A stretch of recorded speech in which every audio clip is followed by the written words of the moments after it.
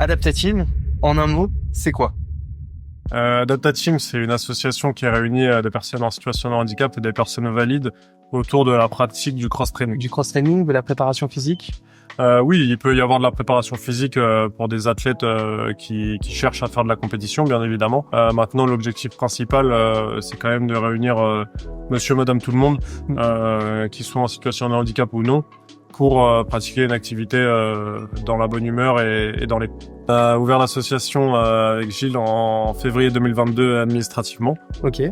Et on a inauguré la salle dans laquelle nous sommes en décembre 2022 pour commencer les premières séances en janvier 2023 dans une salle qui se base à Montlhéry dans le 91 qui nous est mise à disposition par la ville de Montlhéry tout simplement. Il y a eu de plus en plus de machines au fur et à mesure. Ça a été des dons, c'est venu comme ça, c'était des achats, des financements? Alors il y a eu du don, il y a eu de l'achat grâce à des subventions. On a petit à petit fait des travaux, emménagé cette belle salle de 300 mètres carrés. On a sollicité pas mal d'organismes qui ont permis d'en arriver là aujourd'hui. Et on n'est pas un peu fiers de tout le travail qui a été fait jusqu'à maintenant. On a une salle quand même assez complète pour une association comme la nôtre. Et on peut répondre à pas mal d'attentes et offrir la possibilité à pas mal de personnes en situation de handicap ou de personnes valides. L'image qui est derrière nous, Si, je l'ai. honnêtement, on voit exactement l'image qui doit être donnée. Passier, du coup, qui représente une personne invalide et une personne justement valide. Donc c'est vraiment l'objectif de mixer les deux personnes, exactement, les deux populations. La fresque a été faite à main levée. Ah ouais. Avec un téléphone qui servait d'exemple. Sans du coup mesure, sans stylo.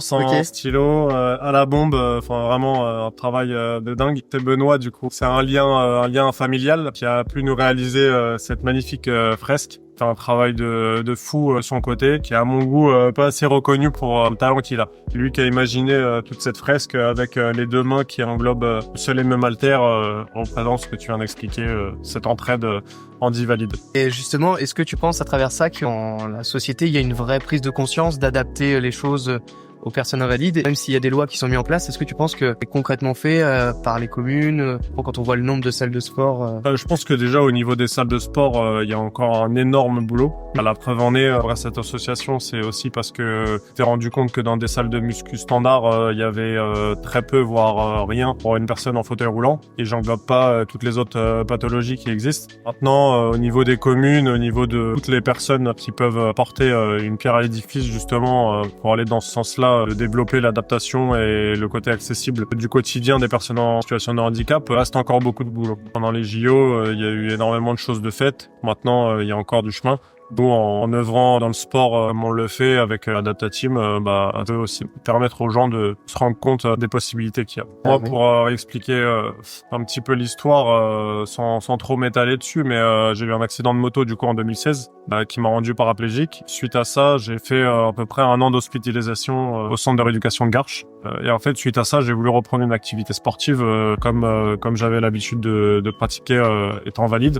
La problématique que j'ai rencontrée, c'est que quand je me suis rendu dans une salle de muscu basique, je me suis rendu compte que au niveau des adaptations et juste tout simplement de l'accessibilité aux machines, il y avait rien ou très peu de choses de faites. Ce qui m'a fait réfléchir et imaginer pour avoir une salle qui pourrait accueillir des personnes en situation de handicap, mais pas que, qui pourrait intégrer tout à fait aussi les valides.